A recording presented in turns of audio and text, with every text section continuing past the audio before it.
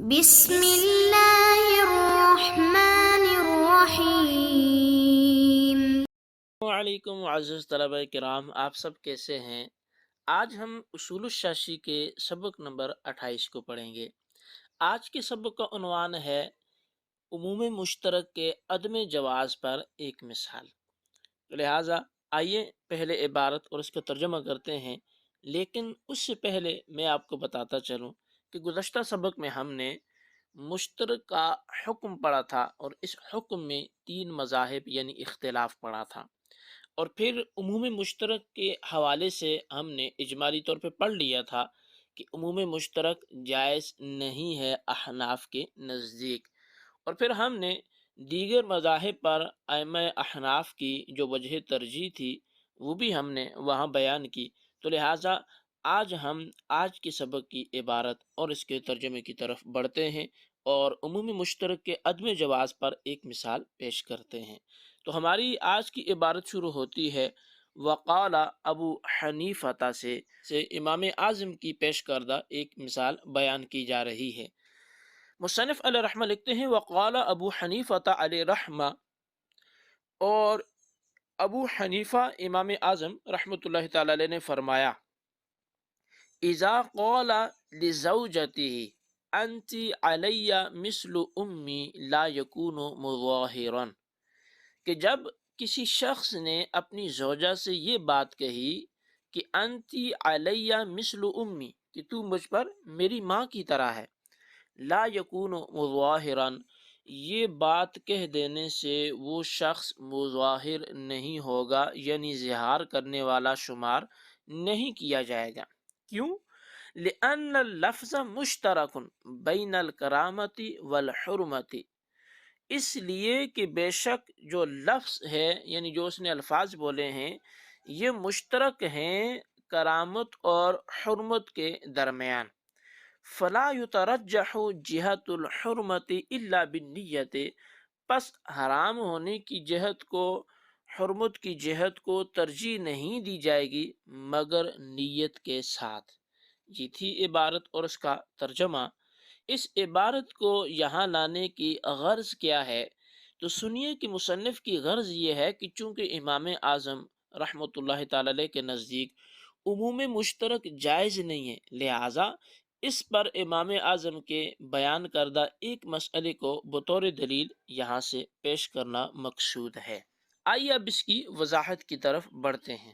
اگر کسی شخص نے اپنی بیوی سے کہا انتی علیہ مثل امی، کہ تو مجھ پر میری ماں کی طرح ہے، تو انتی علیہ مثل امی یہ 3 معانی کے درمیان مشترک ہے۔ نمبر 1 کرامت، نمبر 2 زہار، نمبر 3 طلاق۔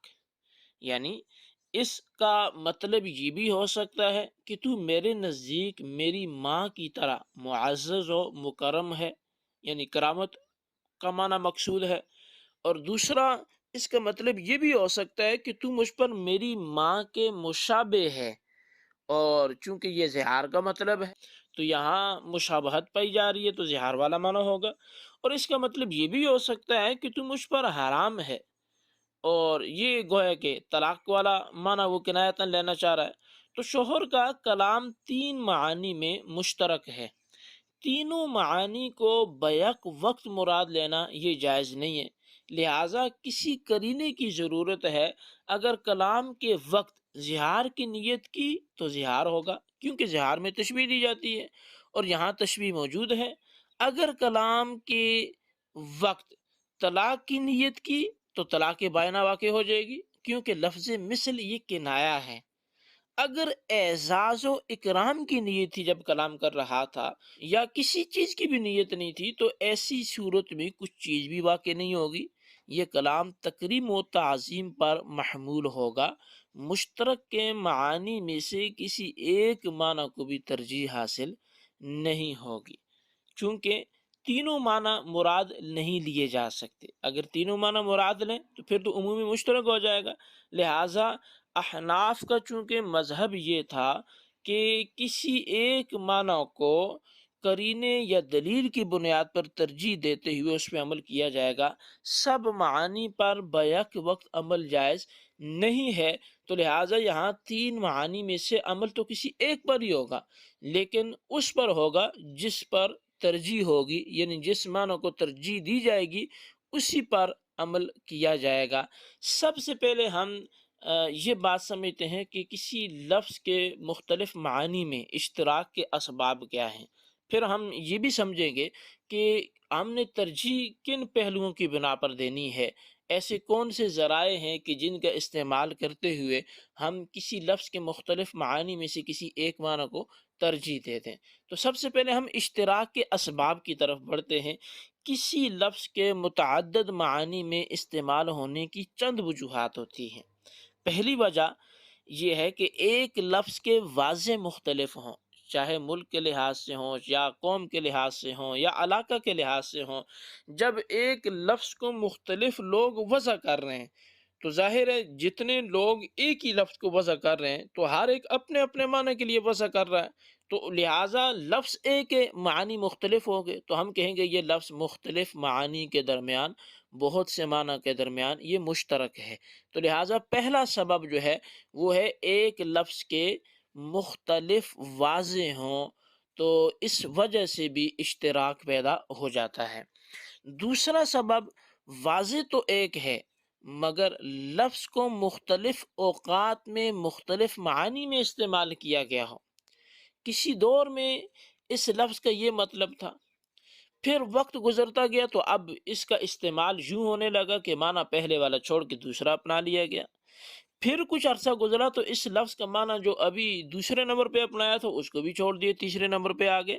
تو لہٰذا لفظ ایک ہے، وجہ بھی ایک ہے، لیکن اس کا استعمال بدلتا گیا، اس کی مختلف معانی میں اس کو استعمال کیا جانے لگا، تو اب وہ لفظ ایک ہے لیکن وہ گویا تین معنوں کے درمیان مشترک ہو گیا۔ جو سبب ہے اشتراک کا وہ ہے کسی لفظ کو معنی حقیقی کے بجائے معنی اصطلاحی میں استعمال کیا جائے، جیسا کہ اصطلاحی تعریفات وغیرہ ہوتی ہیں۔ اور چوتھا سبب جو ہے اشتراک کا وہ ہے معنی حقیقی کے بجائے معنی مجازی میں اس طرح استعمال کیا جائے کہ معنی مجازی حقیقت بن جائے، یعنی استعمال اتنا زیادہ معنی مجازی میں ہو جائے کہ اب گویا کہ اسی معنی مجازی کو معنی حقیقت سمجھا جانے لگا ہو، تو یہاں بھی دو معنوں کے درمیان یہ مشترک بن جائے گا۔ اور پانچواں اور آخری سبب اشتراک کا وہ یہ ہے کہ دو معانی کے درمیان کسی مناسبت کی وجہ سے لفظ کا استعمال ہو اور بعد میں اسے ان معانی کے لیے موضوع لہو سمجھا جائے۔ تو اشتراک کے یہ 5 اسباب آپ کے سامنے پیش کیے۔ اب سمجھتے ہیں کہ مشترک کے معانی میں سے کسی ایک معنی کو ترجیح دینے کا کیا کنسپٹ ہے اور ترجیح دینے کے ذرائع کیا ہیں۔ تو اس میں بھی 5 چیزیں آپ کے سامنے میں پیش کرتا ہوں کہ مشترک کے مختلف معانی میں سے کسی ایک معنی کو ترجیح دینے کی ذرائع۔ تو سب سے پہلی جو چیز ہے وہ ہے سباق کلام، یعنی کہ گزشتہ کلام جس مفہوم پہ دلالت کرتا ہے، اور یہ جو آگے مشترک لفظ بولا ہے اس کے معانی میں سے جو معنی گزشتہ کلام سے ملتا جلتا ہے تو وہی معنی مراد لیا جائے گا۔ یہ ہمارے پاس قرینہ ہوگا اس لفظ کے اس معنی کے یہاں مراد ہونے کا۔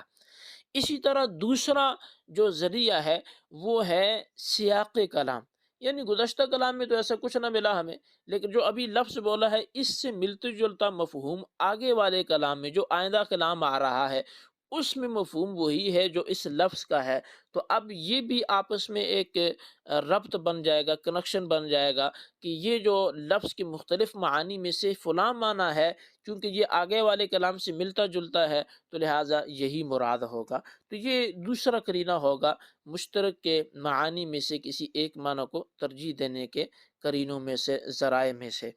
تیسرا جو ذریعہ ہے ترجیح دینے کا وہ ہے محل کلام، یعنی جو لفظ کسی علم و فن میں مشہور ہو وہی مراد لیا جائے گا۔ اب کوئی اور سبب نہیں تھا تو پھر یہی دیکھا جائے گا کہ جو لفظ جس علم میں جس فن میں مشہور ہو، جس معنی میں مشہور ہو، تو وہ جو مشہور والا معنی ہے وہی قرینہ ہوگا اس کی شہرت اور وہی مراد لیا جائے گا۔ چوتھے نمبر پہ جو ترجیحات کی وجوہات میں سے ایک وجہ ہے وہ ہے کہ جب کوئی اور معنی ہے ہی نہیں اور حقیقی معنی وہاں مراد لیا جا سکتا ہے، تو جب تک حقیقت پر عمل متحضر نہ ہو تو مجاز کی طرف عدول نہیں کیا جاتا، وہی حقیقی معنی وہاں مراد لیا جائے گا۔ جو پانچواں ذریعہ ہے وہ ہے کہ اگر بولنے والا خود نیت ظاہر کر دے کہ میری مراد اس لفظ سے یہ تھی، تو نیت بھی وجوہات ترجیح میں سے ایک وجہ ہے، لہٰذا اس وجہ سے بھی ترجیح دے دی جائے گی۔ یہ تھا ہمارا سبق۔ آج ہم نے اپنے سبق میں 3 چیزیں پڑھی ہیں۔ پہلا، ہم نے عمومی مشترک کے عدم جواز پر ایک مثال پڑھی، پھر اشتراک کے ہم نے 5 اسباب پڑھے، مشترک کے معانی میں سے کسی ایک کو ترجیح دینے کے ذرائع میں سے بھی ہم نے 5 ذرائع پڑھے ہیں۔ اس سبق کو اچھی طرح یاد رکھیں، نوٹ کریں اور ان سوالات کے جوابات بھی اپنی رجسٹرز پر لکھیں۔ پہلا سوال یہ ہے، عموم مشترک کے عدم جواز کی ایک مثال بیان کریں، اور دوسرا سوال یہ ہے، اشتراک کے اسباب بیان کریں، اور تیسرا سوال یہ ہے، مشترک الفاظ میں ترجیح کی وجوہات بیان کریں۔ اللہ تبارک و تعالیٰ سے دعا ہے جو ہم نے سنا اسے یاد رکھنے کی توفیق نصیب فرمائے، آمین۔